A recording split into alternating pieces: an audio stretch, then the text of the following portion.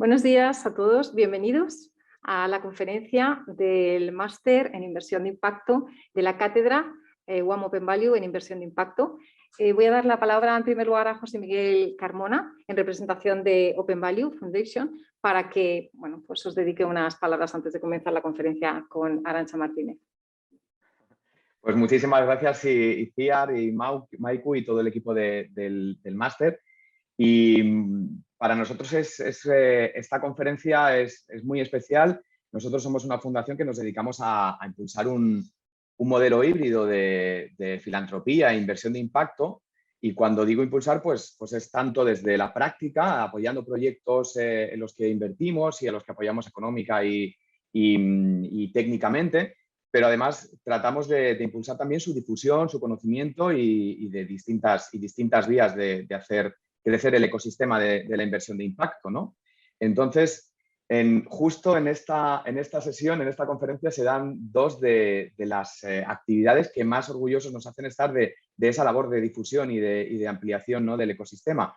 Por un lado, la Cátedra de Impacto Social, de Inversión de Impacto con la Universidad Autónoma de Madrid, con el máster que se ha sacado adelante y que estamos súper contentos. Y por otro lado, con Arantxa, que para nosotros es parte del programa de Acumen Fellows que hemos traído aquí a España y del que pues Arantxa y yo hemos tenido la suerte de poder compartir muchísimas experiencias, muchos aprendizajes y lo que nos queda. Así que por mi parte nada más, simplemente trasladaros la ilusión que me hace como Open Value, como José Miguel Carmona, el poder escuchar a Arantxa, que la vais a disfrutar un montón porque de emprendimiento social y los retos sabe y mucho. Y nadie mejor que ella para hablarnos de ese tema. Muchísimas gracias por estar aquí. Muchas gracias, José Miguel. Pues compartimos también desde la Autónoma la ilusión que tiene José Miguel desde Open Value de tener con nosotros a Arantxa Martínez para darnos esta conferencia de los retos de una emprendedora de impacto, porque es uno de los mejores ejemplos que tenemos en España de una emprendedora de éxito. Desde 2008 ella os va a contar su recorrido.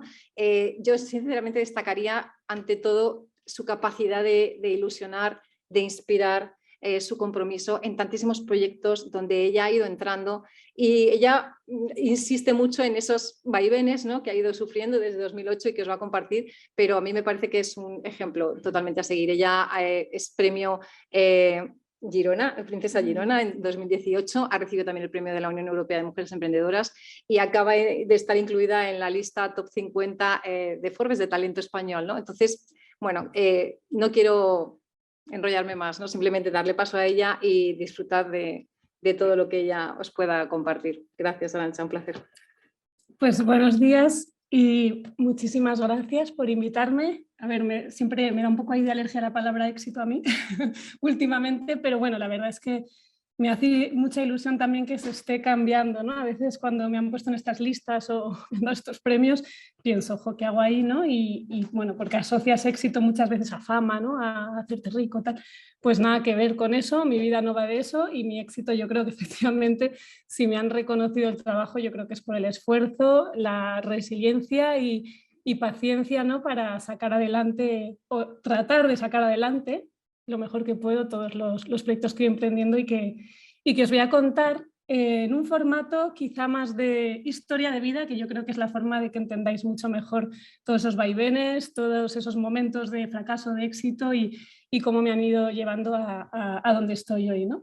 Y bueno, en mi caso, todo comienza en un viaje a India y quizá prácticamente por casualidad. Yo aterricé en India en el verano de 2008 y lo hice en principio para vivir una experiencia puntual, unos meses, y volverme a mi trabajo en banca de inversión, que es donde yo estaba, vivía en Dublín. Tenía la posibilidad de hacer algo así porque me habían ofrecido un puesto un poco mejor en Londres.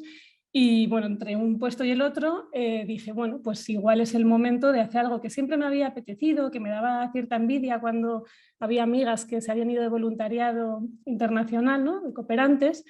Y bueno, pues vi ese momento y me fui para allá, pero insisto, aterricé en India como podría haber aterrizado en cualquier otro lugar, no era algo muy programado, pero bueno, fue allí donde encontré precisamente pues mi vocación, mi propósito. Todo el mundo, yo creo que en algún momento de la vida unos antes, otros después. A mí me tocó a mis 24 años en este viaje, pero yo creo que en algún momento de la vida hace clic algo en nuestra cabeza y dices, esto es lo que tengo que hacer, he venido aquí a este mundo a hacer esto, ¿no? Y bueno, en mi caso, como os digo, fue allí, no fue inmediato. Yo cuando llegué, además, de hecho, las primeras experiencias, no sé, de alguna manera idealizas, ¿no? Todo esto del voluntariado, igual incluso tenemos una visión a veces un poco romántica, ¿no? Y llegas para allá y de repente yo me encontré con una dureza, fui a Delhi, el primer día además fui a la parte antigua y lo que me encontré allí era, bueno, pues eso, mucho ruido, mucho caos, muchísima gente, muchísima mendicidad, niños en situación de calle por todos lados y la realidad es que de primeras dije, no sé yo si esto va a ser lo mío, igual me vuelvo antes de tiempo, ¿no? Pero bueno, la realidad es que como me iba a quedar 6 meses, pues dije, bueno, vamos a intentar disfrutarlo, vamos a ver qué pasa. Y empecé de voluntaria, iba por las mañanas a una escuela pequeñita, si se le puede llamar escuela, porque era una habitación con unos poquitos niños, una vaca a la que había que saltar así para poder llegar a la habitación donde se daban las clases. Pero bueno, empecé a colaborar en esa pequeña escuelita y por las tardes empecé a trabajar en un programa para rehabilitar psicosocialmente a 10 niñas que habían estado en situación de calle para reinsertarlas en la sociedad. Y esta causa, ¿no? el problema tan tremendo que, bueno, que además descubrí con el tiempo que lo sufrían, es una cifra estimada por UNICEF, 10 millones de niños solo en India, fue bueno, pues lo que de alguna manera se convirtió en una obsesión, ¿no? Es decir, es que, no sé, me dolió muchísimo. Yo recuerdo, siempre cuento que, claro, yo iba a la casa de acogida, ¿no? Estaba por allí trabajando con las niñas por las tardes y luego volvía a mi piso cada noche y de camino hacia mi casa es que me encontraba al doble de niños y niñas en la misma situación, ¿no? Además, te llamaban así, te daban golpecitos en la ventana, en los semáforos, esa sensación además de que se ponga por favor el semáforo en verde porque necesito dejar de ver esto, ¿no? Y claro, se ponía en verde, seguía el coche y tenías como una sensación, por un lado, he dejado a niños ahí, ¿no? Que estaban en la calle, no he hecho nada, ¿no? Esa sensación de impotencia, de no puedo hacer nada, no me los puedo llevar a todos en el coche, a dónde me los llevo, no sé ni si están solos, si no. Y por otro lado, la rabia y el sentirte mal de no estoy haciendo nada, ¿no? Y bueno, pues al final eso te genera como ganas de tirar la toalla, decir, estoy ayudando a 10 niñas, pero jolín, eso es que hay tantos en la misma situación, era una impotencia tal que de primeras te dan ganas de efectivamente volver a tu vida cómoda y ya está. ¿Qué pasó? Que bueno, pues que al final van pasando los meses y esas niñas ya no son 10 niñas, son Khushbu, Amrita, Kajal, o sea, niñas con nombre y apellido, con nombre, tristemente apellido no, pero bueno, pues niñas que te llegan, ¿no? Que acabas queriéndolas, que conoces sus historias y bueno, pues esas 10 historias que fui conociendo, esas 10 niñas que fueron, bueno, pues parte de mi vida esos 6 meses, fueron realmente las que hicieron que en un momento dado en mi cabeza hiciese ese clic y decidiese quedarme, ¿no? Decir, bueno, pues ya no voy a volver después de haber vivido todo esto, después de ver, ¿no? Porque te han contado 1000 veces, has visto documentales, películas, sabes perfectamente que esto existe y que en muchísimas ciudades del mundo ahora mismo hay personas sufriendo, niños y niñas en esta situación. Pero cuando ya lo has vivido en tu propia piel y has conocido, ¿no? a las personas que lo sufren, para mí era como imposible pensar en dar la espalda al problema y irme a esa vida cómoda que tenía antes, ¿no? Con lo cual siempre digo que estas niñas fueron las 10 razones realmente que me llevaron a emprender. Y lo primero que hice fue eso, decir, voy a llamar a mi familia, me voy a quedar en India, voy a dejar el trabajo y a ver qué podemos hacer, ¿no? Y bueno, estuve 5 años en India, pongo esta foto porque es el pueblito en el que empecé a colaborar inicialmente y en el que incluso ese verano me trasladé a vivir porque dije, a ver, si quiero hacer algo, lo primero que tengo que hacer es conocer dónde estoy, ¿no? En profundidad. Tendré que entender bien los problemas que me han dolido y que quiero solucionar o por lo menos contribuir a solucionar. Y para eso tengo que quitarme mis gafas occidentales, que es lo primero que te das cuenta, ¿no? Que llegas allí y juzgas y ves si crees que lo vas a poder solucionar y con los meses, iban pasando los meses, yo decía, bueno, es que no tengo ni idea de qué va todo esto, ¿no? Y con la formación que tengo, pues puedo pensar que voy a ayudar en cosas, pero hay tanto que me falta por aprender que como pongo ahí, ¿no? Para mí los 5 años que viví en India fueron un máster, el máster más bonito que he vivido seguramente, y con los mejores mentores y profesores del mundo, porque tuve la suerte que, bueno, yo creo que fue suerte el no ir con un voluntariado muy programado, con una organización internacional, sino que fui un poco a buscarme la vida, hizo que conociese muchísimas ONGs. Estuve durante los primeros 6 meses yendo de una a otra, viendo cómo se trabajaba, conociendo a muchísimas personas y bueno, pues al final pude seleccionar con quiénes trabajar y bueno, pues seleccioné quienes me parecían que tenían pues, más experiencia, más talento, y la realidad es que me junté con gente maravillosa, ¿no? Y nada, esos 5 años para mí fueron de desaprender completamente y volver a aprender lo que es la vida, ¿no? Porque al final es que lo que yo había vivido es que es esto, ¿no? En un mundo enorme, muchísimo más complejo, donde, bueno, pues donde efectivamente te das cuenta de lo afortunados que somos simplemente por el sitio donde hemos nacido y haber tenido acceso a educación, bueno, pues a todo lo que hemos tenido acceso, ¿no? Y bueno, pues esos 5 años, bueno, no los 5 años, como en 2009, emprendí lo que es mi primer proyecto, se llamaba Nayanagar, una ONG de cooperación, bueno, pues que trabaja para contribuir a acabar con la pobreza, que es lo que he seguido haciendo y que seguimos haciendo a fecha de hoy, pero bueno, con una forma de trabajar más tradicional. Como os digo, esos 5 años, pues al final, hasta que no pasaron esos 5 años y bueno, de alguna manera vi dónde podía aportar más, de primeras era pues trabajar de una manera pues como otros, ¿no? Copiaba lo que hacían otras entidades, escuchaba, veía, traíamos recursos de España para hacer programas pues de todo tipo dentro de 2 líneas que eran infancia y género. Entonces, bueno, trabajamos en proyectos de protección de niños y niñas de la calle, pero bueno, con casas, a través de casas de acogida como en la que habíamos trabajado en 2009 con estas 10 niñas, de manera bastante tradicional inicialmente.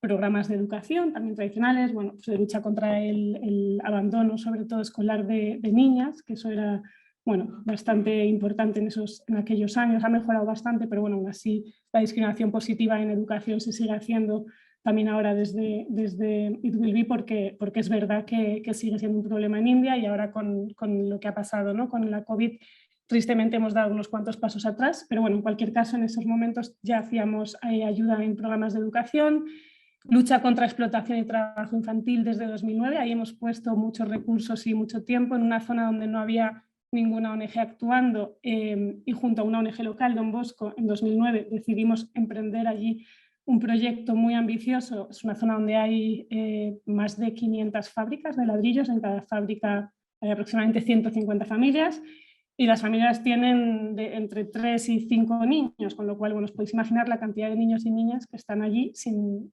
acceso a educación y trabajando, ¿no? Entonces, bueno, este es un proyecto en el que hemos puesto mucho empeño y que ha tenido muy buenos resultados en estos años. Es verdad que solo llegamos a 20 de las 500 fábricas, nos gusta llegar a mucho más, pero bueno, somos una entidad modesta a nivel de recursos y bueno, pues esperamos seguir en ese sentido apoyando mucho más en esa zona, porque es, vamos, enorme, muy necesario, y sobre todo que el impacto, ahí sí que hemos podido medir, que luego ya hablaremos, pero cuando mides y te das cuenta, es verdad que han pasado 10 años, ¿no? Más de 10 años, y ves el impacto tan enorme que tienen estos programas, la verdad es que te animas, ¿no? Es verdad que cuesta un poco, porque cuando empiezas no sabes el impacto que va a tener lo que estás haciendo, porque al final hay que esperar un tiempo para realmente poder medir y darte cuenta, ¿no? Pero nosotros ahora ya, desde la experiencia de 13 años, la verdad es que es cuando miras atrás y dices, ostras, qué bien, cosas que han funcionado mejor, otras peor, pero así en cómputo general la verdad es que es una pasada, ¿no? Empoderamiento y formación de mujeres también hemos hecho mucho desde los inicios. Bueno, también quizá, como os decía, pues veías un poco qué hacían las ONGs de cooperación y tratabas de replicar, ¿no? Y bueno, pues el tema de costura en India siempre ha sido muy importante, con lo cual, bueno, pues había muchas posibilidades de empleo para estas chicas y mujeres, con lo cual en habilidad también hemos trabajado mucho. Bueno, con grupos de autoayuda y microfinanzas, una pasada, ahí sí que estamos poniendo mucho foco porque es verdad que funciona fenomenal. Ahí trabajamos con jesuitas que llevan, bueno, muchísimos años formando grupos de autoayuda, que si los conocéis pues son grupos en los que entre 10 y 15 mujeres se organizan, buscan sus fórmulas de gobernanza, ahorran en comunidad y deciden entre ellas a qué mujeres les van prestando el dinero, ¿no? A través de esos microcréditos propios o también externos, no solamente con sus propios ahorros. Y hemos visto que esos modelos funcionan muy bien a nivel de desarrollo comunitario, porque al final, bueno, pues las mujeres que reciben esos fondos normalmente los utilizan en emprendimientos en la comunidad para apoyar a sus hijos, a la propia comunidad, ¿no? Con lo cual ahí hemos apoyado también siempre desde el principio muchísimo, ¿no? Y bueno, aquí simplemente os pongo unos pantallazos de emprendimientos que han surgido dentro de Naya Nagar en aquellos años, ¿no? Estamos hablando todavía de aquellos primeros 5 años, para tratar de generar recursos propios en programas de empleabilidad para ser autosostenibles, ¿no? Y bueno, pues os he puesto un catering de comida mediterránea que pusimos en marcha, también una empresa textil, bueno, así de productos bastante de lujo, así como de mucha calidad, en sedas. Simplemente también para que veáis que hemos tenido también muchos emprendimientos dentro de la propia organización para también autosostenernos, y algunos, pues tristemente, no se han mantenido, pero todos han dejado huella, aprendizajes que nos han hecho luego probablemente, no diría triunfar, pero por lo menos tener otros que siguen adelante, como puede ser Naya Nagar, que bueno, pues también es una marca de comercio justo, textil, que está ahora mismo empleando a 8 mujeres, que es un proyecto ya autosostenible y que, bueno, que genera también ingresos para la propia organización, porque uno de los retos más importantes que me he encontrado en todos estos años es la financiación, como cualquier emprendedor. Además, cuando bueno, es una entidad sin ánimo de lucro, pues es verdad que es difícil. Esto además lo ligo mucho a lo que viene ahora, ¿no? Que es la siguiente etapa en mi vida profesional, que es el cambio a It Will Be. ¿Qué pasaba? Bueno, pues que todos estos emprendimientos que os decía, al final no dejaban de ser, tanto la ONG como los emprendimientos que nacieron dentro de la ONG, no dejaban de ser pues un proyecto más dentro de un sector donde hay muchos proyectos de ese tipo, ¿no? Entonces yo pensaba, a ver, una ONG, es verdad que estaban bien gestionados, que tenían un impacto social importante, que desde mi punto de vista pues habíamos conseguido, bueno, pues un equipo con un talento estupendo y sobre todo unos socios en terreno increíbles, con lo cual estábamos encantados. ¿Qué pasaba? Que claro, competir, ¿no? con otras ONGs que llevan muchos más años a nivel de captación de fondos es que era muy difícil, ¿no? Con lo cual, cuando yo volví a España, empecé como a... Bueno, pues en mi cabeza yo ya tenía claro que algo había que cambiar, que habíamos llegado como a un tope donde sí que es verdad que cada año cumplíamos los objetivos, pero era como muy difícil pasar de ahí, ¿no? Crecer, generar más impacto. Y ahí ya empezaba a rondarme un poco por la cabeza, algún cambio tenemos que hacer, esto no está funcionando suficientemente bien como para tener más impacto, ¿no? Y yo un poquito ambiciosa ya soy, así que ahí a darle a la cabeza. Y luego, por otro lado, y ahí fue donde también se generó un clic importante.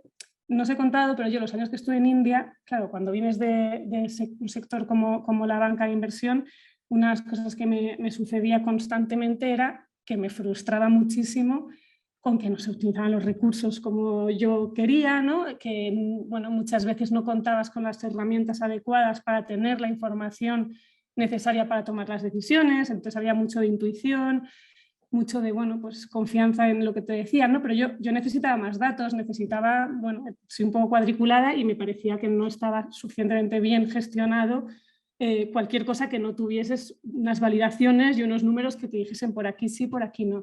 Y claro, cuando volví a España, de repente, claro, empecé a volver a verme mucho más a diario con personas de otros ámbitos, mis amigas, mis familiares, que estaban en otros sectores.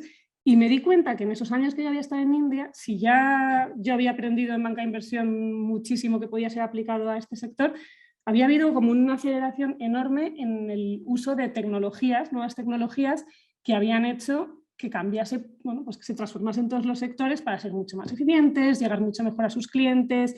Todo el tema de la digitalización ya era, vamos, era bárbaro en cualquier sector, ¿no? Ya no sé, ya no había consumidores que no tuviesen en su móvil pues toda la información para tomar decisiones, poder saber si compraban algo, dónde estaba su paquete, no sé, o sea, como que para mí era como Esto ha evolucionado muchísimo y nuestro sector, desde que empecé hasta el día de hoy, tampoco había cambiado enormemente, ¿no? En cuanto a eso, en cuanto a la gestión de la información, el uso de datos y las herramientas para trabajar.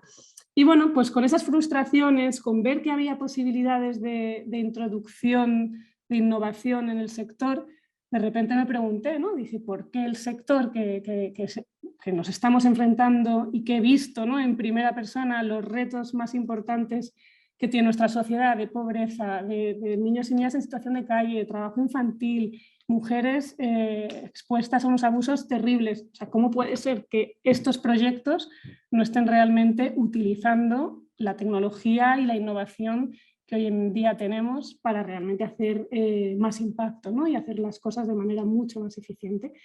Y hicimos una apuesta bastante arriesgada, que fue pivotar. Esto no es un nuevo emprendimiento, pero pivotamos, ¿no?, completamente con Naya Nagar a It Will Be. Y claro, os podéis imaginar la primera reacción de muchísimos de nuestros grupos de interés, ¿no?, de socios, de voluntarios, pero, o sea, mails, yo recuerdo algún mail de ¿pero qué es esto? Y yo decía, pues una apuesta arriesgada en la que creo que podemos generar más impacto y, muy importante, encontrar nuestro hueco, ¿no?, en el sector, porque al final, yo insisto, Naya Nagar sí que es verdad que habíamos llegado a un punto en el que, bueno, pues la cosa funcionaba, teníamos algunos puestos de trabajo creados en España fijos, bueno, quiero decir que no estaba mal, pero era muy difícil avanzar y crecer, ¿no? Y crecer, cuando digo crecer, es crecer en impacto, que esto es otra cosa que me pone muy nerviosa siempre cuando te hacen las preguntas para saber si apoyarte o no: número de empleados y facturación. Digo, a ver, somos una entidad que genera impacto, con lo cual, si quieres saber si apostar por nosotros, pregúntame por el impacto que generamos, porque además yo siempre pienso que si con menos hago más, pues bendito, ¿no?, tener una cuenta de explotación más austera, por así decirlo, ¿no? Entonces, bueno, es verdad que lo que sí que queríamos era crecer en impacto, crecer también en esperanza, ¿no? Porque yo llegaba un momento que decía, con lo que estamos haciendo, pues ponemos algunos parches, mejoramos la vida de muchas personas, pero no vamos a acabar con ninguno de los problemas para los que estamos trabajando, ¿no? Sigue siendo, lógicamente, muy surrealista pensar que vayamos a acabar con ellos, pero sí creo que ahora estamos en un punto en el que aportamos mucho más valor y que por lo menos estamos poniendo encima de la mesa del sector conversaciones que quizá nosotros como It Will Be no llegaremos a acabar con la situación de niños en la calle, pero quizá contribuimos a que entidades más grandes, gobiernos, Naciones Unidas, tengan ideas que a lo mejor sí que pueden llegar a ese objetivo, ¿no?, común. Con lo cual, bueno, pues hicimos esta apuesta, cambiamos de nombre, pusimos un eslogan que era solidaridad eficiente, decidimos sentarnos con todos nuestros socios locales para hacer un plan en 5 años, plan a 5 años, de ir pivotando también en cada una de las verticales, ¿no?, de los trabajos y proyectos que hacíamos. No cerramos, no fue empezamos de cero, no, tenemos trabajos proyectos en marcha con infancia, situación de calle, tenemos trabajo infantil, y lo que hicimos fue ver cómo dentro de cada una de esas líneas podíamos introducir la innovación. No necesariamente tecnológica, aunque poco a poco hemos ido dándonos cuenta que lo que hemos hecho con la tecnología es lo que más ha cambiado y mejorado el impacto en los proyectos. Y bueno, pues así nace It Will Be, y hay un proyecto que decidimos que sea el proyecto que nos permita hacer ese posicionamiento y darnos a conocer en el sector con esta nueva forma de hacer las cosas, que la misión no cambiaba, contribuir a acabar con la pobreza, pero el cómo sí que era diferente y era donde queríamos que se nos escuchase y poder empezar a, bueno, pues de alguna manera exponer esas conversaciones en el sector sobre si la solidaridad podía ser eficiente, si el uso de la tecnología en este sector podía realmente mejorar el impacto, hablar de muchos temas bastante delicados, ¿no?, de transparencia en el uso de fondos, bueno, muchos temas que habíamos ido aprendiendo en esos años en Naya Nagar, en India, y que, bueno, pensábamos que podíamos de alguna manera tener ese posicionamiento, coger, ¿no?, un poco esa bandera y decir, venga, en el sector puede ser que una ONG como esta pueda realmente mover cosas, ¿no?, que es lo importante. No solamente es que tú generes impacto, sino también que indirectamente transformes, ¿no?, o muevas o inspires a otras organizaciones y personas a todo esto, ¿no? Y bueno, como primer proyecto para hacer ese cambio, porque necesitas no solo dar unos mensajes, sino con el ejemplo, ¿no? Y la práctica empezar a mostrar que esos mensajes que estás lanzando tienen sentido. El proyecto un poco estrella, ¿no? Con el que hicimos todo ese cambio estratégico se llama Child PPA, People's Protection Act.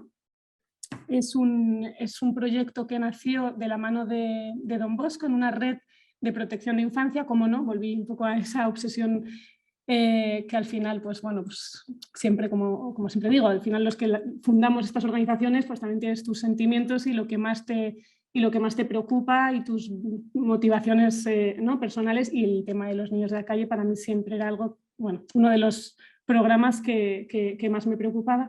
Y bueno, pues en ese programa de Child Mist, que es una red de protección de infancia, como os decía, en India, liderado por Don Bosco, pero en el que más de 80 entidades en diferentes puntos de India trabajan con una metodología común para tratar de proteger y sacar de la calle a los niños, lo que hicimos fue sentarnos con ellos a ver cómo podíamos mejorar ese proyecto innovando. Y dentro de esas conversaciones de co-creación, de innovación, junto con trabajadores sociales de la red, junto a los directores, diagnosticamos un poco cuáles podían ser los temas a mejorar, y dentro de todo eso, un poco aterrizando, yendo a la raíz de por qué había duplicidades en las bases de datos que eran terribles. Temas de que se compartían datos, pero claro, con Excel, datos muy sensibles de menores que se mandaban de Calcuta a Mumbai.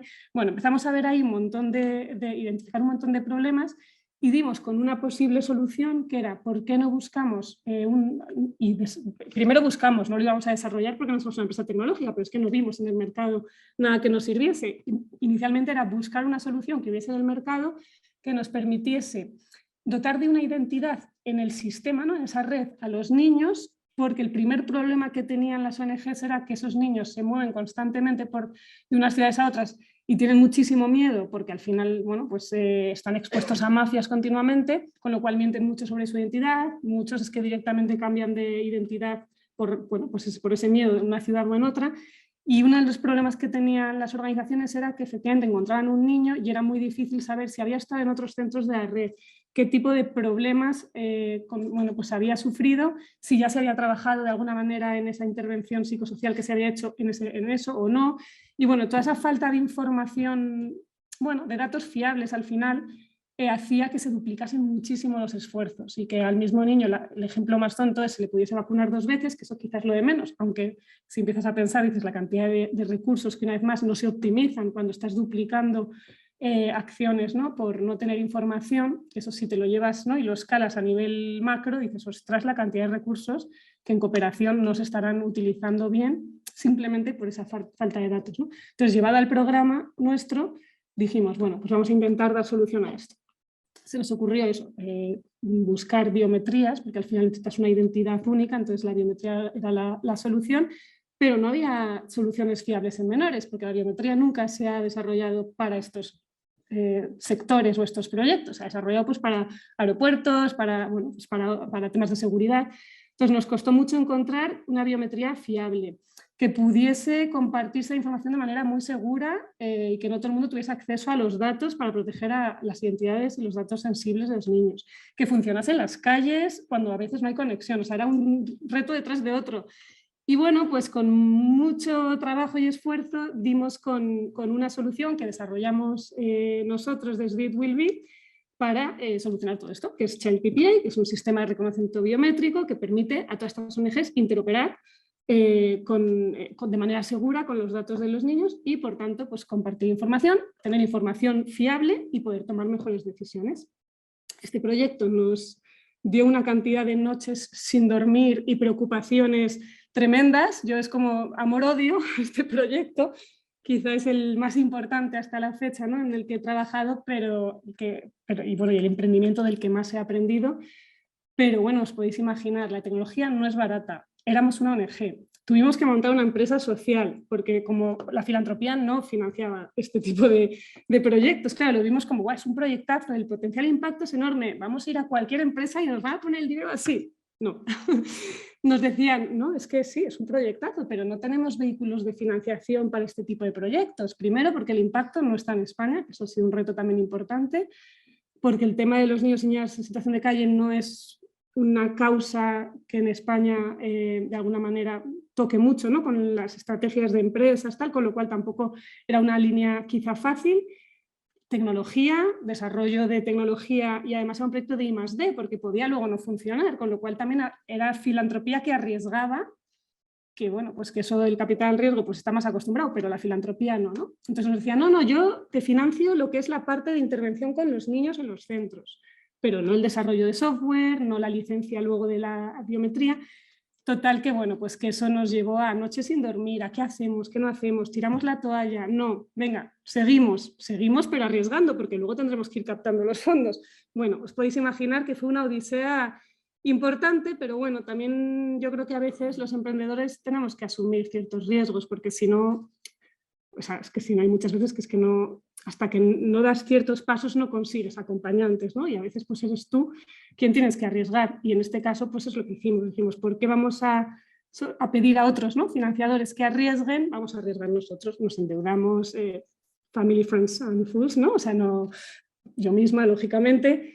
Y bueno, pues nos salió relativamente bien, digo relativamente bien porque ahora seguimos, ¿no? Con el proyecto, va más despacio de lo que quisiéramos con el COVID, pero bueno, lo importante, que es por lo que estamos aquí, es que genera impacto, que es lo que queremos y creemos que es un proyecto que bueno, que si somos capaces, ¿no? De seguir, de no abandonar y de seguir consiguiendo compañeros, tanto para escalar a otros países, ya, bueno, aquí estamos trabajando en el piloto en India, pero luego también hemos empezado a trabajar con ONGs que están en otros países, ¿vale? Vamos, como os digo, más despacio de lo que quisiéramos por el COVID, porque claro, es trabajo que se hace en la calle, os podéis imaginar los últimos 2 años lo difícil que ha sido.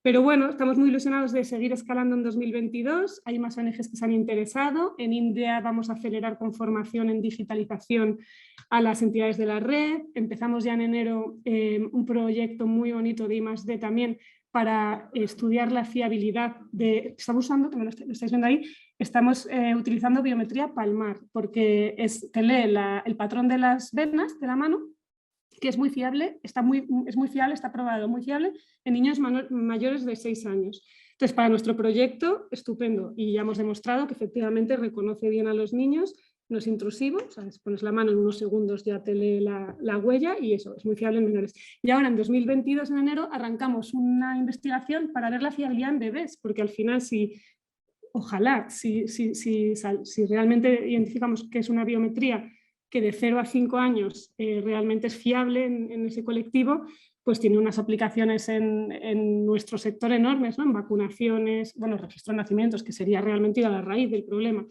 No sabemos qué va a pasar porque es verdad que nos parece raro, ¿no? Que todavía no esté resuelto ese tema cuando existe esta biometría, pero también a veces piensas que es que nadie se ha preocupado por hacerlo, o sea que efectivamente incluso Fujitsu, que fue quien creó la biometría palmar, que por cierto es un aliado importante en el proyecto, nunca se ha planteado el sector de la cooperación, la ayuda humanitaria como un sector interesante a nivel de negocio, con lo cual igual es algo tan tonto como que nadie se ha puesto a hacer esta investigación, ¿no? Así que hemos conseguido aliados también, una Fundación Salud Infantil, Ayúdame 3D, que nos ha hecho con 3D como otra pieza que necesitábamos en ese trozo de plástico que veis para que los bebés puedan poner la mano, porque solamente hay una en el mercado y es para adultos, con lo cual no nos sirve. Entonces, bueno, a base también de encontrar otras entidades colaboradoras, estamos consiguiendo que el proyecto siga, a pesar de, como os decía, las dificultades iniciales en la financiación. Bueno, es un proyecto que nos llevó a tener reconocimientos muy importantes. Este es el de ayuda en tecnología humanitaria de Cruz Roja en 2019. Este es el World Summit Awards, que también es un premio internacional que, bueno, para los proyectos de innovación que tengan más impacto en los ODS. Y bueno, esto fue justo antes de la pandemia.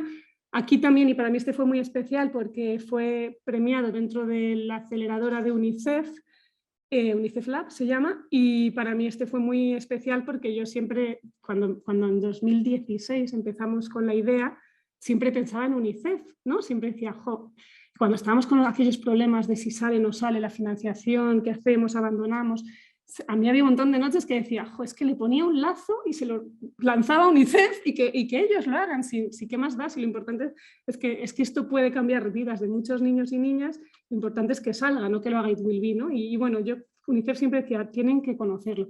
Y se lo habíamos intentado hacer llegar en muchos momentos cuando estábamos con la idea, el desarrollo, pero claro, es una entidad que nadie conoce, no has demostrado nada, entonces era como muy frustrante porque claro, no te escuchaba, ¿no? De la misma manera. Y claro, cuando de repente 3 años después de esos sueños te ves ahí con el director de innovación de UNICEF que premia tu proyecto y que se comprometen a ayudarte en los países donde estás, a empujar, si hay que hablar con algún gobierno, para mí fue como, mira, no sé qué pasará ahora, pero te das cuenta de que trabajando, pues esos sueños, ¿no? Que por las noches tienes, de vez en cuando pues se van acercando, ¿no? No te digo ya cumplir, porque para mí cumplir es que efectivamente UNICEF lo escale, ¿no? Y que realmente tenga el impacto que deseamos todos. Pero bueno, ya esto es un hito, ¿no? Y un paso importante que por lo menos te va validando y demostrando que vas por el buen camino y te das cuenta de que, pues primero, que se pueden conseguir las cosas, pero sobre todo que nada es fácil, ¿no? Que también yo creo que es importante, ¿no? Trasladaros que bueno, pues que puedes tener una idea y pensar que es muy buena, incluso igual lo es, ¿no? Si tenemos suerte igual hasta lo es, pero que nada es fácil, ¿no? Y mucho más en estos proyectos tan ambiciosos en los que el impacto, bueno, pues es muy importante, pero que también tienen riesgos, bueno, en fin, complicados. Esto fue cuando recibí el premio Princesa Girona, que también fue en parte por este proyecto, no era por un proyecto, es por la trayectoria, ¿no? Pero bueno, justo coincidió en esos momentos en los que despegábamos con la nueva marca, con It Will Be, con el proyecto de protección de infancia. Y bueno, todos esos premios os ponía las fotos, no para presumir solo, sino porque esos premios, esos reconocimientos, que ya os digo, no eran tanto al éxito, porque el proyecto estaba todavía en pañales, pero para mí eran, bueno, pues la validación de que habíamos acertado en aquel momento de cambio estratégico, cambio de marca, riesgo, bueno, que no sabíamos cómo iba a salir, podía haber muerto la ONG por ese simple cambio, pero sin embargo a mí, bueno, pues estos premios me hicieron pensar que habíamos acertado en el sentido de que hacía falta una entidad como la nuestra para, bueno, pues para crear ilusión en torno a otra manera de afrontar los retos de siempre, en el sector de siempre, pero que al final, bueno, pues también hay que buscar ahí de nuevo y nuevas ideas, porque si no es muy frustrante, como os digo, es muy desesperante pensar en los números, ¿no? 10 millones de niños en la calle en India, 100 en el mundo, pues haciendo casitas de acogida con 10 niñas, como cuando empezamos, pues es que está bien, pero parece que no genera la suficiente esperanza de se va a poder acabar con esto, ¿no? Y bueno, pues con todos estos premios, como os digo, nos dimos cuenta de que sí, que tenía sentido lo que estábamos haciendo y que tendríamos que seguir buscando ideas nuevas e inspiradoras para el sector, no tanto solo para nosotros. Entonces, Child PPA lo que hicimos fue convertirlo más que en un proyecto, uno más, digamos, de It Will Be, en un ecosistema donde buscar aliados, como os decía, ¿no? Bueno, faltan ahí muchos logos, ¿no? Ahora está Ayúdame 3D, Fundación Salud Infantil, ONGs locales en Sierra Leona, en Senegal, en India, que se han ido sumando a un proyecto, al final, que es acabar con la situación de estos niños y hacer que cuenten, ¿no? Y visibilizarles, que es lo primero que es importante para que cuenten en la sociedad, y segundo, pues que puedan tener los servicios sociales y la protección que requieren.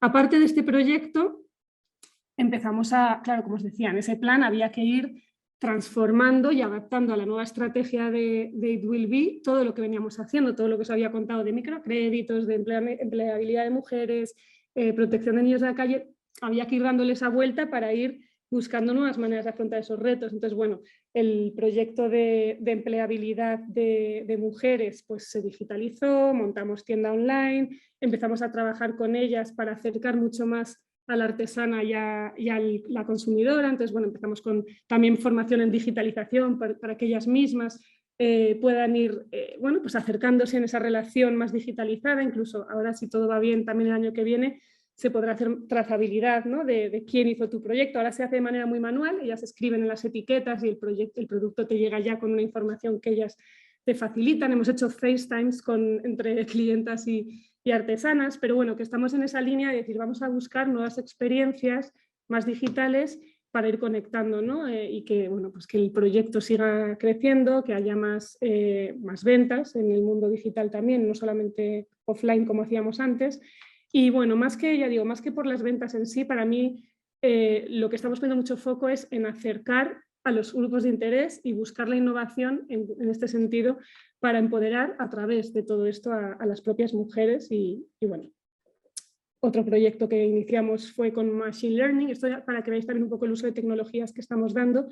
En este caso, bueno, esto está un poco desactualizado, os he puesto un pantallazo, antes se llamaba Mi Jubilación porque estaba muy centrado en el voluntariado de personas mayores, pero bueno, hemos avanzado hacia voluntariado en general y básicamente es un uso, por haceros un poco resumen de usos de tecnología que hacemos. Esto es para mejorar el match, la alineación entre las necesidades del voluntariado y las necesidades de las organizaciones para intentar incrementar, optimizar, una vez más, ¿no? Esa palabra que tanto me gusta, las posibilidades de éxito del voluntariado, porque es otro de los aprendizajes que me llevé de India. Tuvimos muchísimos voluntarios aquellos años, estando yo en terreno, y creo que es un tema en el que hay que innovar mucho, porque muchas veces se trata al voluntario más como recurso humano que va a ayudar a sacar adelante cosas de ONG, y yo creo que hay que darle la vuelta, que también hay unas necesidades que cubrir hacia ese lado. O sea, se tiene que tratar también como un cliente que tiene sus expectativas y que o hay un buen match no solo con el tipo de proyecto, sino también con los valores de la organización, ¿no? Que tienen que casarse con los valores de ese voluntario,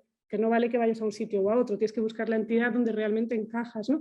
Y yo creo que hay mucho campo de mejora y de innovación para, una vez más, hacer más con menos, que al final es lo que tendríamos que hacer. Muchas veces se habla de faltan muchos recursos, no digo que no, pero también yo creo que si optimizásemos los que tenemos, tanto humanos, ¿no?, de talento, como económicos, y diésemos todavía, ¿no?, más con ese dinero y con esos recursos, yo creo que ya mejoraríamos mucho a nivel de impacto, ¿no?, en el sector. Esto simplemente es una campaña que hicimos porque nos dimos cuenta de lo difícil que es que personas aquí que no han estado en estos contextos puedan entender pues por ejemplo, la problemática de los niños y niñas en situación de calle. Y aquí hicimos, por un lado, un juego con realidad aumentada para poder sentirse el jugador que estaba amenazado por una mafia y sentirse como se puede sentir un niño en este contexto. Y además nos prestaron también las típicas gafas de realidad virtual, se grabaron vídeos en India en las zonas donde estos niños viven y pudimos en diferentes eventos, como por ejemplo una oportunidad tuvimos muy buena en el Mobile World Congress, que quien venía a nuestro stand se pusiese esas gafas y pudiesen trasladarse a una estación abarrotada de gente, a los mercados por donde se mueven y bueno, sentir un poco el contexto de cara a entender mucho más el trabajo que hacemos, cómo se sienten estos niños y por qué es tan necesario, ¿no? Entonces, bueno, simplemente otro uso de tecnologías, en este caso para educación y sensibilización, que creo que tiene un potencial enorme también en el sector, ¿no? Para, bueno, pues para un poco acercar esas causas, ¿no?, por las que trabajamos. Esto es para hacer un poco un parón y de aquí vamos a ir hacia el otro proyecto, ¿no?, que me tiene ahora muy ocupada y que os voy a contar. Y bueno, esto sucede en 2019, bueno, esto fue en 2020. En 2019, a finales, hice yo una charla TED en Valladolid y bueno, pues gracias a que se viralizó un poquito y que las redes sociales, básicamente gracias a Facebook, resulta que una de las niñas, de esas 10 niñas que os contaba al principio, que fueron las 10 que me hicieron cambiar por completo mi vida, ¿no?, y mi vida profesional, me encontró. Y es muy curioso porque, bueno, claro, tenían entonces 14 años. Esto fue en 2009 el programa y esto fue finales de 2019 la charla. Entonces, 10 años después, de repente recibo un mensaje por Facebook y era Kayal, una de las niñas de la casa, a la que habíamos perdido la pista, porque en esos momentos no estábamos, yo no tenía WhatsApp, no sé si existía, pero yo desde luego no tenía. Y por supuesto Kayal, una niña que acabamos de sacar de la calle, no tenía ni móvil, ni WhatsApp, ni nada. Pero me encontró por Facebook gracias a esa charla y se puso en contacto conmigo y bueno, pues dio la casualidad además que yo tenía un billete para justo antes de la pandemia, febrero de 2020, y entonces quedamos. O sea, imaginaos mi corazón, después de 10 años diciendo, me voy a ver con Kayal, o sea, es que, bueno, que habrá sido de ella, ¿no? Y nada, pues os pongo la foto porque fue muy emocionante, vino con su niña. y me contó, ¿no? Bueno, pues que había tenido una niña, no le había ido muy bien con su pareja, les había abandonado, pero ella, gracias a la formación que había recibido y todo el acompañamiento de los primeros 2 años, luego ya voló sola. Bueno, pues tenía un trabajo, estaba súper orgullosa de poder dar una vida digna a su niña, y en ese café, que me invitó ella a tomar el café, pues me dio las gracias, ¿no? Me dijo, gracias bueno, pues por haberme dado una oportunidad, ¿no? Una nueva oportunidad, que de hecho el programa aquel, Las 10 niñas, se llamaba Otra oportunidad para ellas, era el nombre del programa, ¿no? Y jolín, fue como súper emocionante, pero sobre todo eso, el decir, habíamos puesto 14.000 euros, me acuerdo de la cifra, fue lo que costó el programa entero, 14.000 euros. Que además, casualidades de la vida, el donante que puso en ese momento aquellos 14.000 euros es hoy mi socio en este otro proyecto que os voy a contar. Pero bueno, ¿qué quiero decir? 14.000 euros y ya simplemente por lo que me está contando esta niña, o sea, me parece que merece la pena tanto. Y toda esa historia, que justo coincidió en los primeros momentos de trabajo en el proyecto que os voy a contar, me hizo dar como muchas vueltas llevamos un montón de años en It Will Be midiendo impacto, y bueno, no os voy a contar metodologías, pero bueno, teorías de cambio, SROIs, de todo, ¿no? Y de repente pensé, vale, todo eso está muy bien, hay que seguir haciéndolo, hay que seguir profesionalizando todo eso, pero de repente pensé, si es que la mejor manera de saber el impacto que tienes es preguntando a las personas a las que les estás supuestamente cambiando la vida, ¿no? A las que estás queriendo cambiar la vida, ¿no? Y bueno, me obsesioné bastante con que no dábamos suficiente voz a los beneficiarios, ¿no? Ya no nosotros, sino en general. Creo que no sé, desde vosotros, ¿no? Que espero que el día de mañana seáis los que decidís dónde se invierten, ¿no? Los fondos de grandes empresas y fondos. Creo que muchas veces simplemente saltándote muchos grupos de interés y yéndote al colectivo, ¿no? al que le estás cambiando la vida, hacer esas preguntas pueden darte una información que ni todas las teorías de medición de impacto, ¿no? Y os lo contaba porque tiene mucho que ver con lo que os voy a contar ahora, ¿vale? Simplemente es una anécdota, pero bueno, que para mí fue, bueno, pues que me hizo mucho reflexionar, y es lo que yo intento hacer, ¿eh? O sea, no es otra cosa que haceros un poco, trasladaros las reflexiones que he hecho yo estos años, ¿no? En los momentos difíciles y en los momentos bonitos. Este proyecto, que es otro emprendimiento, yo sigo en la junta directiva y presidente de It Will Be, pero bueno, he delegado la dirección y ahora estoy muy centrada en este proyecto porque creo que tiene un potencial enorme. Se llama The Common Good Chain, es una empresa. Esta vez hemos querido constituirnos como empresa porque precisamente todos los aprendizajes que os he estado contando me han llevado a darme cuenta de que con filantropía va a ser muy difícil sacar adelante los proyectos que estamos emprendiendo en estos años más tecnológicos, por lo que os decía, ¿no? Porque, bueno, pues porque necesitas un modelo de negocio, para empezar lo tienen, o sea, lo que os contaba antes de Child PPA, las ONGs que lo utilizan pagan una licencia, quiere decir que hay un modelo, pero el hecho de que no haya ánimo de lucro impide que inversores entren, y al final pues probablemente eso nos puede ayudar a ir más deprisa, ¿no? Y a hacer más impacto. Con lo cual este proyecto ha nacido ya como empresa. Y nace en 2017, la idea.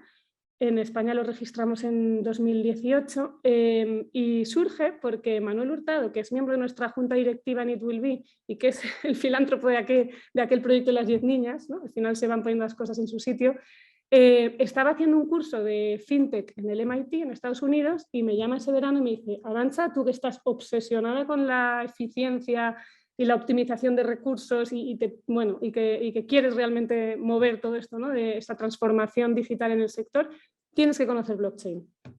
Y dije, bueno, pues nada, pues vamos a aprender de blockchain. A mi edad vamos a hacer un curso de blockchain. Y nada, me sumé al proyecto que iban a hacer en su curso del MIT con otro grupo de personas para el proyecto de fin de curso iba a ser cómo aplicar tecnología blockchain dentro del sector social. Y claro, o sea, fue una revelación, una tecnología que lo que te permite es digitalizar activos y poder trazar en todo momento dónde están en un sector que está basado en la confianza. Me pareció como la bomba, ¿no? Y dije, ostras, vamos a poder dar transparencia y trazabilidad a los donantes, ya no solo a los donantes, sino nosotros mismos vamos a poder saber y gestionar todo esto mucho mejor. Y claro, ibas además aprendiendo, decías, ya no solo saber dónde está el dinero, sino también con los contratos estos inteligentes, autoejecutables, y que te permite eso, digitalizar un contrato, puedes ir además como automatizando procesos para ir teniendo información de qué ha pasado o qué no ha pasado a nivel de proyecto, ¿no? De gestión, con lo cual, bueno, pues te enteras mucho antes, para cuando estás gestionando varios proyectos a la vez, te enteras mucho antes de las cosas, ¿no? Tanto de las que pasan como de las que no, para poner rápidamente solución, ¿no? Entonces yo veía, a nivel de gestión, esto genera una eficiencia bestial, a nivel de transparencia hacia el donante, pero luego además es que puedes tokenizar y digitalizar cosas que no sean el dinero, o sea, que es que además un sector que también tiene contribuciones no financieras, ¿no? Tiempo, pro bonos, donaciones en especie, también puedes trazar, o sea, puedes como soñar, ¿no? Básicamente en poder, bueno, pues tener un rigor en la información a la hora de gestionar que precisamente nos puede llevar a esa mejora en la medición de impacto, nos puede llevar a tener datos para tomar mejores decisiones como inversores, como gestores de impacto. Bueno, o sea, empezar a verle una cantidad de usos increíble. Y luego, y esto por eso os ponía antes la anécdota, para mí, incluso por encima de todo eso, lo que más me entusiasma de esta tecnología es que te permite distribuir la gestión, que para mí es algo como de cajón, en el sentido de que, bueno, ya habéis visto los proyectos y la cantidad de logos que aparecían por ahí. Un proyecto de impacto nunca lo gestiona una entidad sola, o sea, tienes una cantidad de colaboraciones, ya sea en la gestión, ya sea en la financiación, en donaciones en especie, en publicaciones, lo que sea. O sea, tienes una cantidad de grupos de interés y de aliados para generar ese impacto bestial. Y sin embargo, seguimos haciéndolo una a una, ¿no? O sea, seguimos como troceando nuestros proyectos. Y yo sí tengo un proyecto que ahora mismo me apoyan 4 entidades en terreno y al mismo tiempo tengo 5 financiadores, como que lo troceo para decir, venga, a este financiador le reporto esto, a este lo otro, y luego en terreno, bueno, o sea, es un caos, que yo decía, esta tecnología es como bárbara, ¿no? Porque te permite cogestionar, digitalizar un proyecto y eso, y verlo, visualizarlo, cada uno lo que tiene que visualizar, trazar, medir y luego pues reportarse a cada uno. Incluso estamos trabajando ahora investigando mucho cómo atribuir el impacto, ¿no? De manera proporcional a todos los grupos de interés, ¿no? Entonces, bueno, en fin, no me enrollo porque me entusiasmo, pero es que tiene un potencial enorme que esperamos muy pronto, además, poderoslo enseñar a nivel de tangible, ¿no? O sea, de manera en producto. Pero bueno, ya hemos hecho cosas importantes, todo a nivel de piloto, pruebas de concepto, pero ya funcionando, ¿no? Durante la COVID, bueno, antes de la COVID, habíamos estado haciendo un par de pilotos, por un lado con nuestra propia ONG, lógicamente, y It Will Be ya había estado trazando fondos y proyectos, ¿no? Hablo también de proyectos porque no es solo dónde va el dinero, como digo, es como tú digitalizas el marco lógico y tú vas trazando al donante los impactos que se van generando, las actividades, en qué momento, se va reportando de manera automatizada. Entonces, estamos ya gestionando en la plataforma de Congo desde It Will Be, desde nuestra ONG, y también habíamos hecho un piloto con Naciones Unidas en Malasia, que además tuvimos la suerte que se enamoraron del potencial y tenemos un acuerdo con ellos desde 2019 que están ayudándonos a impulsar, a acelerar que se utilice esta tecnología en el ámbito social porque le ven para ellos mismos, ¿no? Para Naciones Unidas, un valor enorme. Y bueno, estábamos en esos pilotos con Malasia, con It Will Be en India, y de repente llega la COVID y nos llamaron desde la Asociación Española de Fundaciones porque conocían que estábamos en esto, porque habíamos dado una charla sobre el proyecto unos meses antes y nos dijeron, oye, ¿por qué no aprovechamos que todo el mundo está queriéndose digitalizar y hay que captar fondos? Es un momento, una oportunidad, parece lo de siempre, ¿no? Que las crisis también se pueden tornar en oportunidades para intentar acelerar un poco por lo menos el conocimiento de esto en el sector, porque nosotros llevamos intentando en España que otras ONGs lo usasen y o sea, estábamos lejísimos, ¿no?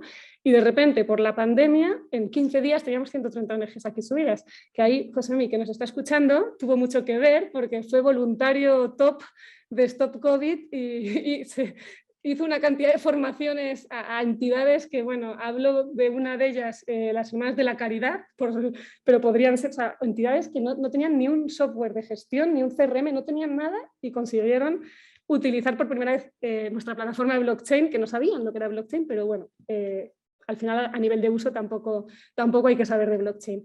Y bueno, pues Stop COVID fue un experimento muy importante, por lo que digo, porque lo usaron unas 130 entidades, muchas no lo usaron mucho ni bien, pero bueno, fue el primer contacto que tuvieron con blockchain y para nosotros fue la forma de aprender que sí, que no, que es imposible que funcione, cómo hay que cambiar lo que es el software para que realmente sea más fácil para ellos de integrar en su día a día, porque al final, bueno, pues tiene también, pues tiene sus temas culturales, digamos, llamémoslo así, porque imaginaos pasar a dar de repente una trazabilidad de qué estás haciendo con el dinero de tus donantes, así de golpe, cuando hasta hace 2 días mandabas un informe en papel un año después. Bueno, quiero decir que no es tan evidente, ¿no? Y suena muy bien y como un cambio que parece natural, que quién va a decir que no, pero bueno, tiene sus complicaciones, ¿no? Entonces aprendimos muchísimo de este proyecto, surgió como una especie de spin-off de ese proyecto, que este sí que yo creo que ha sido el piloto quizá que más nos ha enseñado, porque aquí la Fundación Caja Navarra y la Fundación La Caixa decidieron como adoptar nuestra tecnología para lanzar una convocatoria en la que daran 1 millón de euros a 10 entidades, a 10 proyectos. De hecho, un proyecto se gestionaba entre 4 entidades, con lo cual también aprendíamos a ver cómo cogestionar y cómo reportar de manera colaborativa hacia un donante. Y bueno, este proyecto se acaba de terminar ahora, ha durado hasta diciembre, y eso se ha trazado el 1 millón, se han conseguido otras, porque se dejó abierto a que otras entidades se sumasen, al ser un proyecto público, abierto, transparente, pues también otras entidades quisieron, otras personas particulares quisieron sumarse, y nos ha enseñado mucho, como os decía, de cómo se puede mejorar la tecnología, qué retos hay en el sector que podamos nosotros ayudar, ¿no? Gracias a este proyecto. Y bueno, la verdad es que, como os digo, ha sido un aprendizaje este año enorme y afrontamos el 2022 con retos que no os podéis imaginar. Bueno, ahora os contaré alguno. Y bueno, pues nada, aquí esos son unos pantallazos para que veáis que aparte de lo que es una especie de crowdfunding donde el donante puede donar y ese dinero queda asignado a unas actividades que luego automáticamente se van reportando, ¿vale? Que eso es lo que te hacen los contratos. Aparte puedes entrar en cualquier momento y ver cómo va el proyecto, cómo van las actividades, cuántos fondos disponibles le queda a la ONG. Hay una auditoría en tiempo real donde vas viendo todo lo que ha pasado y qué usuarios han dicho que eso ha pasado. Bueno, también eso para intentar disminuir los casos puntuales de malversación de fondos, todo eso pues puede servir mucho, pero como digo, no vas a acabar con la corrupción porque quienes van validando que estas cosas pasan son personas y pueden decir que ha pasado y no ha pasado, pero bueno, sabes que lo que tú dices está ahí registrado y público para todo el mundo, con lo cual yo creo que reduces la tentación de alguna manera decir o hacer algo que no está bien. Y esto, bueno, un poco para poner un caso, uno de los retos, ¿no? De 2022 de Comgo. Bueno, es de Common Good Chain el nombre, pero se conoce más como Comgo el proyecto. Tiene también que ver con los que os contaba antes de la medición de impacto y de toda esta innovación que estamos viendo que podemos hacer con esta tecnología en el sector. Y es que efectivamente, si somos capaces de generar un software, ¿no? Que es lo que tenemos, que realmente pueda permitir trazar y gestionar el impacto de manera colaborativa, que yo creo que es el reto ahora mismo en el sector. O sea, se está haciendo mucho, incluso a nivel empresa, ¿no? Se está empezando a hablar y a medir y a tratar de reportar impacto, tanto en temas de medio ambiente, social, gobernanza, a tope, pero sí que es verdad que cada entidad lo está haciendo como le parece. Entonces, al final puede estar muy bien y puede ser la mejor forma para ti de gestionarlo, y quizá mejor que otras más estándares que vayan saliendo, pero la realidad es que si no conseguimos que sea un poco comparable, al final, desde mi punto de vista, nunca va a ser una ventaja competitiva ni te va a ayudar como empresa a que lo que estás haciendo bien se ponga en valor y como consumidor, cliente, a poder tomar decisiones, ¿no? Entonces, bueno, nos parece que ir hacia estándares es importante y para eso hay que trabajar de manera colaborativa. Y un poco vinculado a eso, también pensamos que si somos capaces de, con blockchain, distribuir toda esa gestión y medición y comunicación de impacto en nuestra plataforma, no solo a nivel de organización, sino a nivel individual, que es otro tema que estamos ahí trabajando porque creemos mucho en que el poder de cambio lo tenemos las personas, que las organizaciones al final son personas y que las marcas están muy bien, pero al final quienes realmente pueden cambiar el mundo son personas con ganas. Pues estamos viendo cómo llevárnoslo al concepto que, bueno, no sé, le hemos llamado Social CV o currículum social, pero bueno, básicamente la visión de Comgo, ¿no? De nuestro proyecto, es un mundo donde las personas y las organizaciones, pero las personas también, no estén valoradas únicamente pues, por la riqueza que acumulan, ¿no? O sus premios, las cuentas de explotación, bla, bla, bla, bla, sino realmente por la riqueza o el impacto social que genera, ¿no? en la sociedad y en el medio ambiente. Y bueno, pues estamos con ese reto y es el proyecto que nos tiene ahora mismo más ocupados. Bueno, como podéis imaginar, junto con otros cuantos, pero ese ahora mismo es quizá en el que más esfuerzo estamos poniendo, en el que estamos también ahora buscando compañeros, inversores. Tenemos muchas piezas de la tecnología ya resueltas, otras que les queda poquito, pero bueno, creemos que 2022, si todo va bien, lanzaremos el primer producto mínimo viable para que cualquier persona o entidad pueda estar en una plataforma tipo red social donde, gracias a la tecnología, se le pueda ir asignando impacto verificado que el día de mañana le pueda servir para encontrar un mejor trabajo, no sé, que una empresa en un momento dado pues le haga un descuento porque efectivamente lo que está haciendo esa persona contribuye con la estrategia social de la empresa. O sea, se nos ocurren millones de cosas que podrían pasar si conseguimos que un proyecto como este se desarrolle, escale y pueda de alguna manera pues, convertirse en ese estándar un poco sencillo. Quizá no las entidades tendrán que seguir haciendo muchas más cosas, ¿no? Aparte de esto, pero que permita por lo menos tomar decisiones, puedas comparar pues, entre dos personas que están queriendo acceder a un puesto de trabajo o entre dos productos similares, que bueno, pues que como consumidor tengas la capacidad de elegir con unos criterios mínimos que puedas comparar, ¿no? Que ahora mismo pues es difícil y como digo, te tienes que bajar unas memorias de sostenibilidad de 600 páginas que están fenomenal, pero que no se lee casi nadie porque son 600 páginas. Si tienes que comparar dos empresas, te tiras 2 semanas para comprar el producto, con lo cual yo creo que hay que ir a productos un poquitín más escalables, más sencillos para todos los públicos y que nos permitan, pues eso, en este caso como inversores, tomar decisiones también de impacto. Y yo creo que eso es un poco todo. Os he dejado ahí mi Twitter y los mails de los dos proyectos más importantes, pero bueno, os paso un poco ahora a vosotros la palabra y encantada de poder responder cualquier duda que os haya surgido de los proyectos o bueno, a nivel personal, claro.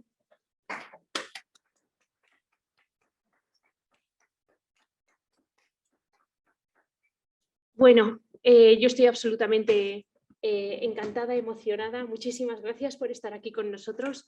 Creo que es una historia inspiradora para cualquiera y la verdad es que yo me siento profundamente identificada porque ha sido una trayectoria bien parecida a la que yo he experimentado. Yo aterricé en la India en el 98 y exactamente igual cambió mi vida. Curiosamente, eso hizo que en mi corazón estuviesen las microfinanzas y hice la tesis doctoral sobre ello. Avanzó el tiempo. En el 2008 me lancé para poner en marcha el máster de microfinanzas porque mi pasión siempre era, a través de las microfinanzas, tratar de luchar contra la pobreza en el mundo. Evidentemente esto es a través de una vía radicalmente diferente dentro de la universidad, pero dando esa formación e investigación para que el sector progresase. Y curiosamente fueron avanzando los años y juntas en el equipo con ICIAR, bueno, en el 2008 que empieza el máster de microfinanzas, ahí coinciden los tiempos con Arantxa y luego evoluciona el sector y en el equipo con ICIAR, pues eso, hace 3-4 años nos ponemos en marcha porque nos damos cuenta que todo tiene que pivotar precisamente hacia esa inversión de impacto. Y entonces nace el nuevo máster de inversión de impacto y aquí estamos ahora mismo, tratando desde la universidad de difundir lo que es el sector y tratando de tener un impacto también a través de toda la gente que se está formando y aprendiendo lo que es esto para salir al mundo, a la industria y que casi hagan la mitad de lo que ha hecho Arantxa, pero si todos nuestros alumnos se pusieran en marcha y bueno, siguiesen un recorrido parecido, creo que entre todos al final se puede impactar. Muchísimas gracias, Arantxa. Lo que vamos a hacer ahora es que vamos a dar paso a las preguntas. Animo a todos los que están aquí en la sala que preguntéis cualquier cosa y también vamos a abrir los micrófonos para las personas que están conectados online por si quieren hacer alguna pregunta. Y entre Iciar y yo más o menos iremos dándoos la palabra y bueno, ánimo, aprovechad que está aquí Arantxa. Mira, Pepe tiene una pregunta.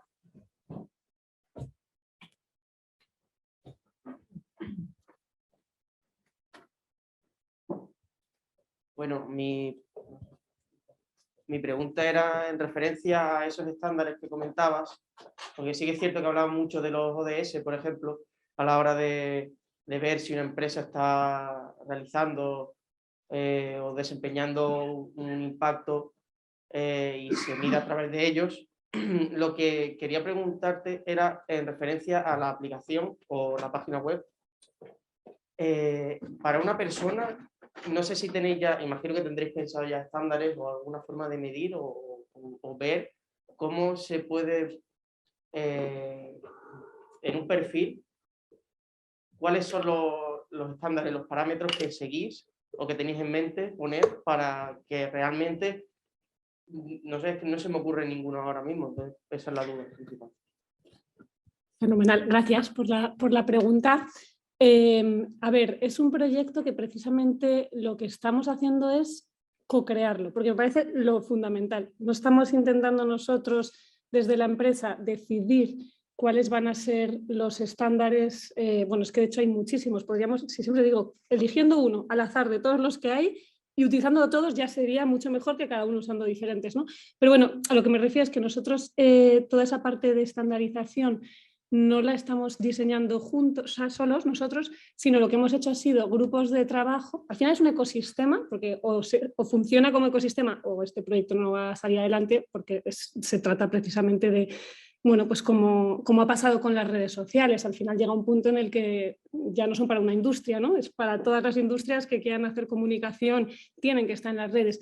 Para mí un poco ese es el enfoque, es decir, que esto del impacto sea transversal a todas las industrias y que haya por lo menos entornos donde todos tengan que estar, que ya va a ser un mínimo para que realmente exista esa comparabilidad, ¿no? Entonces los estándares, como digo, no los marcamos nosotros, sino que estamos haciendo focus groups con los diferentes grupos de interés, universidades, que estoy segura que la Autónoma también se sumará a esos focus groups porque ya lo hablaremos, pero seguro que os va a parecer súper interesante. Entonces con universidades queremos arrancar ahora en 2022. Con empresas grandes estamos haciéndolo con varias entidades de IBEX 35 y similares para entender un poco sus retos a nivel de ESG, ¿no? De criterios ESG. Con ONGs es con lo que más hemos trabajado hasta la fecha y grandes fundaciones. Entonces, bueno, con la administración pública también hemos hecho ya un trabajo interesante, pero bueno, más por la parte de responsabilidad ciudadana, pero tenemos que hacer mucho más en 2022.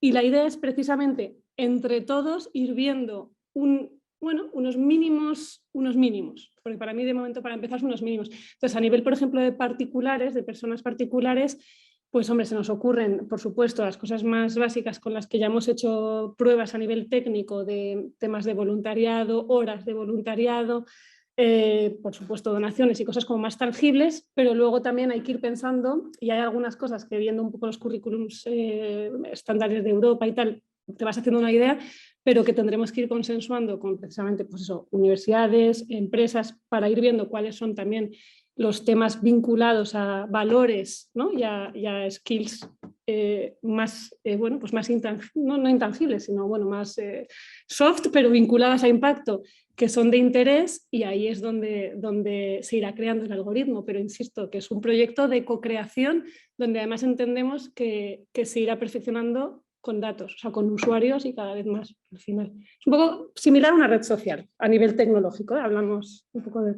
lo que pasa, que efectivamente el perfil, en vez de valorarse por el número de likes o de followers, pues tiene unos criterios un poco más científicos que al principio serán pues más básicos y si funciona el proyecto pues se irán perfeccionando. E idealmente eso, que el día de mañana sirva para que un usuario pueda poner en valor su contribución a la sociedad. ¿Alguna otra pregunta por aquí? A lo mejor tenemos alguna pregunta ahí online. Sí, si no también podría ser por el chat. Lo que pasa es que para verlo habría que dejar de compartir la pantalla, ¿no? Ah, están los micrófonos abiertos, con lo cual... Ah, Carolina, sí. ¿Se lo pasas, Oscar, por favor? Gracias.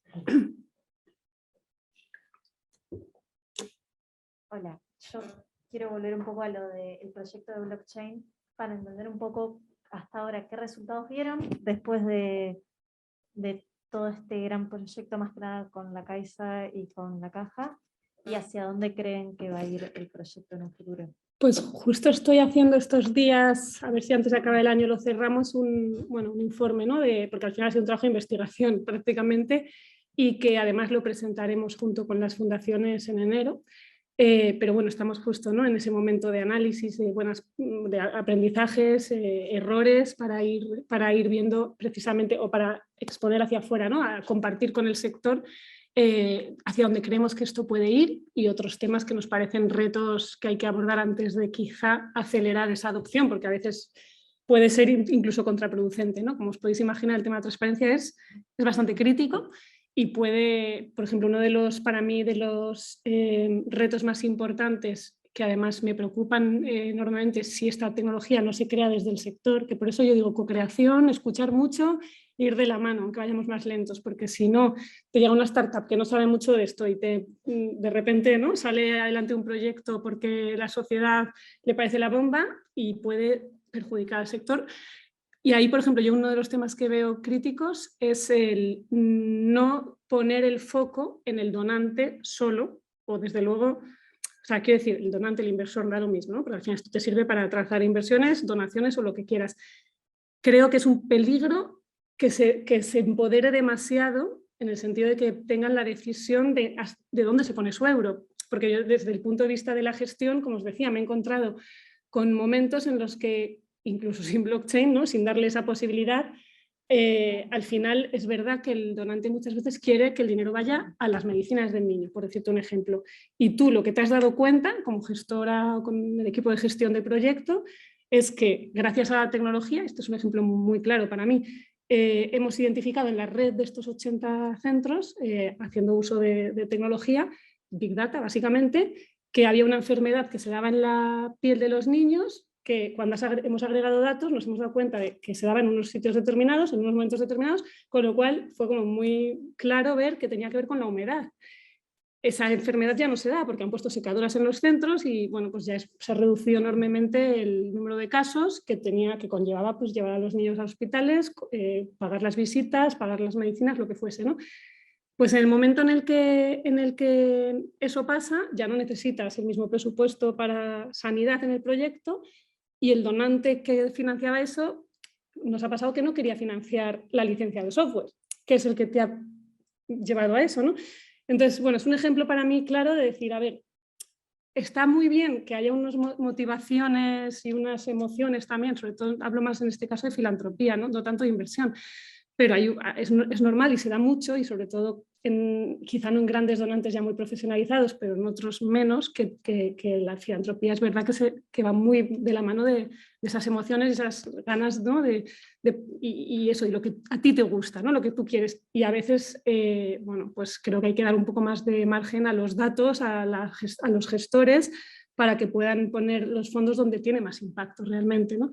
Y ahí si blockchain te permite saber dónde está tu dinero, puede ser que también en un momento dado pueda generar que los donantes decidan mi euro va aquí y no allá y se pueden quedar sin financiar causas o dentro de una causa temas, incluso salarios, por decirte algo muy básico que no gusta financiar, que está probado que generan más impacto, ¿no? Entonces, bueno, yo ahí creo que hay un reto importante en el que hay que tratar de generar softwares, tecnologías con blockchain, por supuesto, porque dan una transparencia importante, pero pensados desde el propio sector para que tengan ¿no?, esas, bueno, pues esas funcionalidades adecuadas. Por ejemplo, en ese sentido, el primer piloto que hicimos, la primera vez que se probó nuestra tecnología con las primeras 6 ONGs que la aprobaron, cuando llegaban los fondos, automáticamente se iban asignando a las actividades que se habían planificado en el proyecto de manera cronológica, en orden cronológico. Y, por ejemplo, una de las mejoras que se puso en la versión siguiente, bueno, en esa versión, una de las mejoras que se hizo fue una función donde la ONG, si clicaba en, ¿cómo se dice?, asignar los fondos de manera manual, les daba más flexibilidad a que los fondos van a una bolsa de fondos y la ONG manualmente va asignándolo donde cree, en el orden que cree. Pues eso, por ejemplo, ha ayudado mucho, porque, bueno, pues porque sigues dando transparencia, pero tienes un poquitín más las riendas, ¿no? y más flexibilidad en cuanto a cómo asignas los fondos dentro del proyecto. Entonces, bueno, el aprendizaje para mí más importante es que hay que tener mucho cuidado con el empoderamiento hacia el quien tiene hoy por hoy más poder, que suele ser el que tiene el dinero, tristemente, pero es así. Y por otro lado, otros aprendizajes que para mí también, claro, es que esto no va a funcionar, un poco similar al currículum, si no se genera el ecosistema. ¿Por qué digo esto? Porque ha habido ONGs que, por ejemplo, trazando sus fondos en esta convocatoria de la Caixa y Caja Navarra, te decían, no, sí, el software fenomenal, con unas cuantas mejoras, ¿no?, de aprendizajes que hemos sacado y temas técnicos que se mejoren, que lógicamente hay fallos, ¿no?, y cosas que iremos limando, pero a nivel general de concepto les parecía muy interesante, pero decían, claro, si yo una vez más, esto os lo contaba antes, si este proyecto me ha financiado el 60% o el 70% estas fundaciones, pero luego hay otro 40% que me está financiando otra Comisión Europea o donantes particulares, lo que sea, y esos donantes me exigen otra forma de reportar, al final estoy duplicando esfuerzos, estoy aquí currándome un montón la transparencia del proyecto, pero resulta que luego tengo que seguir haciendo la memoria en papel de no sé qué. Entonces, ahí sí que lo que estamos haciendo es un esfuerzo importante, precisamente con estos focus groups, para ir viendo si generamos esos pequeños estándares que hacen falta a muchos niveles, ya no solo en el reporte, sino, por ejemplo, en el due diligence de procesos, en quién pones el dinero. Pues si vamos generando, bueno, pues formatos que al final, si hoy te está financiando esta entidad, pero mañana quieres mandar el proyecto a otra, no tengas que duplicar el cómo lo presentas, le des un acceso y con los permisos, que tienes una tecnología donde tienes toda la información y de manera permisionada puedes dar acceso a unos y a otros. Entonces, en un momento dado, por ejemplo, podrías tener ahí digitalizados todos tus papeles de estar al día, de los pagos a Hacienda, Seguridad Social, tus historias con el protectorado, y que en un momento dado, con un acceso, cualquier inversor o cualquier financiador pudiese ir y visibilizarlo y ya está, ¿sabes?, hacer uso de ese permiso, ¿no? Entonces yo creo que ahí, si conseguimos generar un proceso, ¿no?, desde el due diligence hasta el reporte, que sirva en general, que oye, que habrá un donante o un financiador que quiere otro tema específico, bueno, ya te lo pedirá por mail, pero si consiguiésemos eso, las entidades sí que, las que han participado, dicen que sería muy útil, porque al final, bueno, pues generas una forma de reportar que le sirve a todos tus donantes. Ahora es que es una locura. Yo, vamos, como ONG, cada vez que queremos enviar un proyecto a diferentes empresas para que nos financien, es que nos tiramos horas rellenando plantillas, que es copy-paste, pero espera, que lo tengo que cambiar un poco, ¿no? Y lo mismo a la hora del reporte. Este me lo pide así, aquí el KPI es este, aquí este otro. Entonces, bueno, intentar hacer ese trabajo de estandarización mínima, porque no creo que sea fácil pero bueno, un mínimo que sea un poco, bueno, pues que le sirva a la mayoría. Yo creo que ahí sí que haríamos una ayuda importante. Esos serían para mí los dos aprendizajes más grandes. Luego, si te interesa, te dejo el mail y te hago llegar el detalle del informe, porque hay muchos más aprendizajes, pero esos para mí son los dos hacia donde vamos, digamos. Yo creo, mira, una de las cosas que a mí más me ha fascinado de todo lo que has contado es esa capacidad de tomar conciencia desde el principio de lo que estás explicando, de la importancia del ecosistema, porque constantemente hablas de hablar con todas las partes, de co-crear, de colaborar. Entonces ellos van a tener un módulo dedicado al ecosistema, pero si tú tuvieras que poner en ese módulo que ellos van a aprender un punto, un apartado, ¿no?, donde quisieras reseñar algo en especial de cómo generar ese ecosistema, qué es tan importante para ti, ¿no?, a la hora de conseguir generarlo, ¿qué les destacarías? Porque es que todo el rato te lo escucho y me encanta. Entonces, ¿qué podrías destacarles? Sí. A ver, yo para mí el tema de, vamos, para mí la importancia de que se piensen las soluciones con ese enfoque colectivo es que creo que es el gran reto. O sea, yo creo que se ha avanzado mucho en los últimos años, pero como os decía, mi sensación es que sigue avanzándose con intereses individuales. Buenos, intereses buenos, pero al final la aproximación, cuando buscas un colaborador, pienso por ejemplo en Child PPA, ¿no? Nuestro proyecto, piensas, venga, pues el financiador, no sé, como que me financie mi idea, ¿no? Vamos a desarrollar esto, vamos a conseguir a alguien que nos desarrolle esto. Al final, sí, es en colaboración, pero no, o sea, es con tu... Entonces yo creo que lo que hay que hacer, y la tecnología ahí tiene un potencial enorme, es que yo pienso en lo que estamos desarrollando, digo, si funcionase, ya simplemente, si hubiese perfiles en la red, ¿no? Con los intereses, los proyectos que se están haciendo, la tecnología te hace una alineación inmediata. Entonces ahí, por ejemplo, lo que consigues es, en vez de lanzar una convocatoria como inversores que buscamos proyectos aquí o financiadores, donantes que buscamos proyectos allá, para mí, intereses sociales, si de repente tú con la tecnología alineas esa demanda de proyectos con los que ya hay, pues que no te pones a crear, o sea, es que el problema que tenemos, y eso yo lo digo porque yo he pecado, ¿no? 1000 veces y seguimos porque es el sistema, hay que cambiar el sistema, que sale una convocatoria y te reinventas tu proyecto para encajar en la convocatoria. Es como, ¿qué sentido tiene eso? Al final vamos a alinear el que busca y el que ofrece, pero no vamos a crear nuevos proyectos para encajarlo, porque eso a mí me parece que es el gran error, que se duplican esfuerzos, que te reinventas continuamente y pivotas y al final, una vez más, das poder al donante. Al final, es que, claro, al final incluso pivotas tu propia estrategia y tus propios proyectos y decisiones de impacto en base a lo que tiene más posibilidades de financiarse, cuando a lo mejor hay otro financiador que te estaría financiando pero no te encuentra. Sí. Entonces, es como que yo creo que ahí la tecnología es clave y sobre todo que tampoco es algo en este sentido súper innovador, es que hay que hacerlo, pero eso ya funciona en cualquier sector. Es que ahora tú te vas a París el fin de semana y le das a Madrid-París, aparece todo lo que hay. No sacas me quiero ir a París, a ver quién me ofrece. No. Entonces, yo creo que eso funciona muy bien en cualquier sector y es simplemente atraer a nuestro sector la tecnología, adaptarla, porque no va a funcionar exactamente igual que en otros, pero sí, para mí el tema del ecosistema es poder alinear, ordenar mejor el ecosistema para que seamos más eficientes y vayamos un poquitín más rápido, ¿no? De lo que vamos, menos burocracia, menos papeles, menos venga a rellenar documentos, ¿no?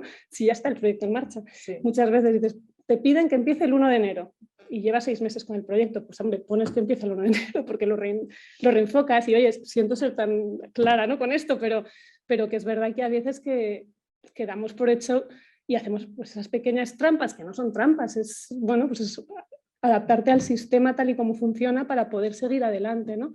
Y yo creo que todos somos conscientes que todo el mundo hace esas pequeñas trampitas y porque es como funciona, vamos a ser claros y decir, oye, ¿cómo podemos resolver eso, ese reto, para que todo, no sé, funcione de manera más transparente, ¿no? Más clara, más alineada, no sé. Totalmente. Gracias. Bueno, es ya la 1:30. Yo quiero darte las gracias, Arantxa, por estar aquí con nosotros. Gracias, y por haber compartido esta trayectoria de vida. Y bueno, hablando precisamente de financiadores, pues nosotros desde la cátedra en inversión de impacto queremos dar las gracias, por supuesto, a la Fundación Open Value, que son los que están financiando la cátedra en inversión de impacto y el máster en inversión de impacto, y sin ellos todo esto y la conferencia y el máster no existiría y no sería posible. Ellos visualizaron que fue posible hace unos años y ahí estamos juntos. Y de verdad, muchísimas gracias. A vosotros. Un privilegio.